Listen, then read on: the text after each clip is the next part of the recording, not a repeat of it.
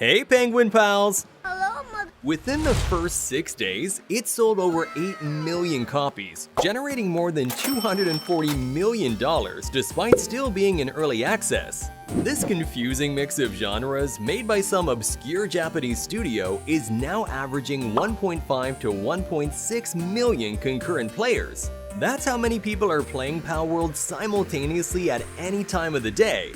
It even ranks above free games like Dota 2 and CSGO, which have been around for over a decade, and all that is just on PC.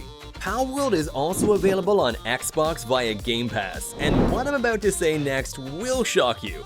For a brief period of time, on the 22nd of January, Palworld averaged more daily active players than Fortnite. Humiliation. Sit back and process what that means for a second. With PC and Xbox sales combined, it's not a stretch to assume that Palworld has already bagged hundreds of millions of dollars in revenue. Easy. And it has been the new sensation on gaming Twitter for at least a week now. Pokemon fans are absolutely losing their mind. A tiny studio with a fraction of Nintendo's budget has implemented features that they've been begging for at least a decade. It looks better, has fewer glitches than recent Pokemon releases like Scarlet and Violet, and runs smoother. What really hurts longtime fans is the fact that Palworld is basically a caricature of Pokemon, using similar themes and artwork but with guns and crafting. Things got so bad that the Pokemon Company released an official statement saying that possible copyright infringements shall be investigated and appropriate measures will be taken. But let me break this down from legalese to plain English. What they're saying is, we don't really have any valid copyright issues, otherwise this other game would have never been released to begin with. I mean, we all know about how uptight Nintendo is about its copyrights. They will hunt you down to the ends of the earth if you release a simple mod for a 20-year-old Game Boy game. They're probably assembling an army of lawyers right now and will waste the Palworld developers' time and money in court. But it's unlikely that anything is going to stick, since Pocket Pair has taken inspiration from Pokemon in a very clever way. If only Nintendo spent half as much time and energy on improving their games as they did on legal cases, Pokemon fans wouldn't be complaining on social media right now about how Palworld stole their stuff. Oh my god, bro.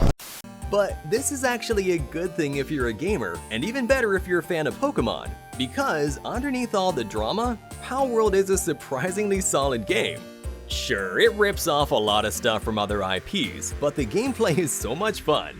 Copying ideas isn't too hard, and that's why everyone does it, but implementing them in a fashion that works? Now that's a lot harder said than done.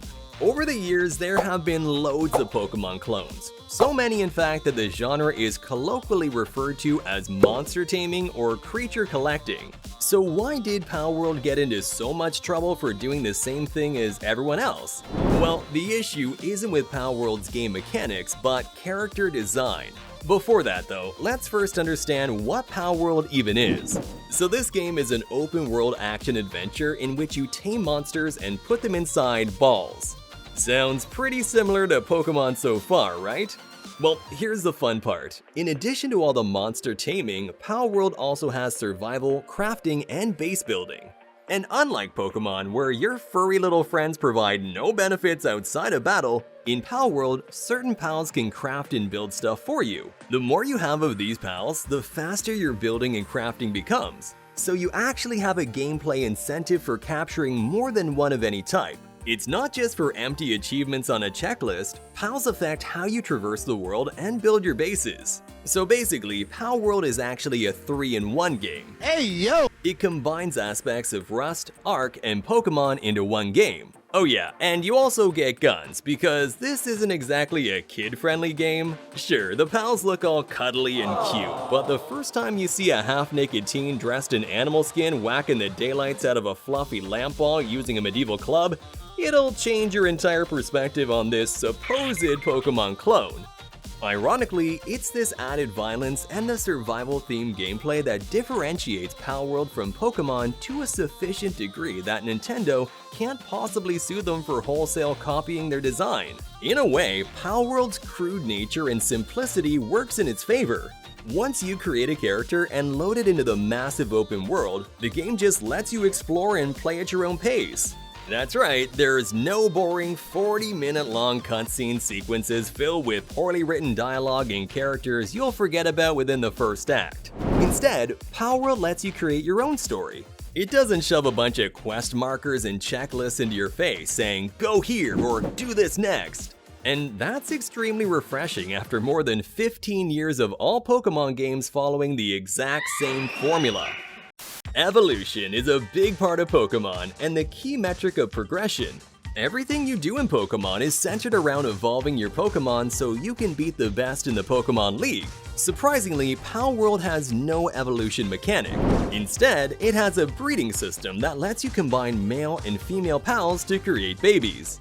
You can even combine pals from different species to create some of the rarest and most powerful creatures on the island. Each pal can level up, just like in Pokemon.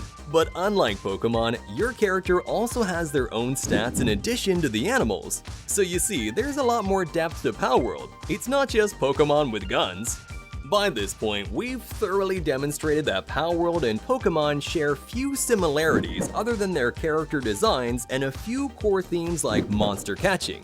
However, this wasn't gonna satisfy angry Pokemon fans who insisted that Palworld ripped off their beloved franchise and was nothing more than a cheap cash grab. On social media, you'd see occasional jabs about how Palworld does what Nintendo don't. However, some fans took things way too seriously and started making death threats, according to Palworld developers who were on the receiving end. So how about we put the pettiness aside and acknowledge for a moment that Palworld is secretly delivering the game that every Pokemon fan has thirsted for these past 15 years? Of course, not all Pokemon fans have had such vicious reactions. Many are even enjoying Palworld, setting aside their trusty Nintendo Switch for a new and refreshing take on the OG formula.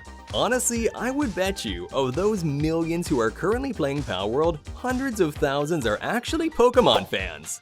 I mean, they've finally found a game that gives them the same tingle down their spine, the same sense of adventure that was present in Pokemon games from the 90s and early 2000s. And honestly, that's good news for everyone, because finally Nintendo is gonna be forced to get off their collective butts and do something new. Or maybe they'll just sue Pocket Pair instead. It is Nintendo we're talking about after all. It is no secret that of Palworld's 100+ monsters, more than a few take inspiration from Pokemon. Some are Frankenstein combinations of parts from different Pokemon, while others are literally reskinned base models of existing Pokemon. Let me give you a few examples of the more blatant ripoffs. Grintail's face is almost a one-to-one copy of Galarian Meowth, while everyone's favorite Egyptian pal Anubis looks eerily similar to Lucario. Anubis does have a better drip though.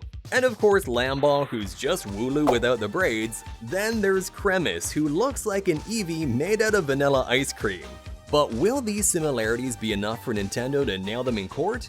Do these pass the squint test? Only time will tell, but for now, most pals have enough differences to stand out as unique characters. Hardcore Pokemon fans won't confuse these with Pokemon. They'll easily be able to tell the subtle differences. Besides, Pokemon itself is no stranger to borrowing designs. There's this really cool image making the rounds on social media that compares Pokemons with creatures from Dragon Quest, which was released before Pokemon. Upon close examination, you'll find more than a few similarities between Pokemon and creatures from Dragon Quest. So does that mean Nintendo has double standards, or that Pokemon copied Dragon Quest? No, artists constantly take inspiration from past works. There's nothing new under the sun, and imitation is the sincerest form of flattery. As long as your design is inspired by another and not a direct copy, your work is classified as transformative rather than derivative. Palworld's darker theme with unique mechanics might end up being instrumental in evading a Nintendo lawsuit. But let's be honest, if Nintendo could sue Palworld, they would have done it in 2021 when the game was first announced to the public.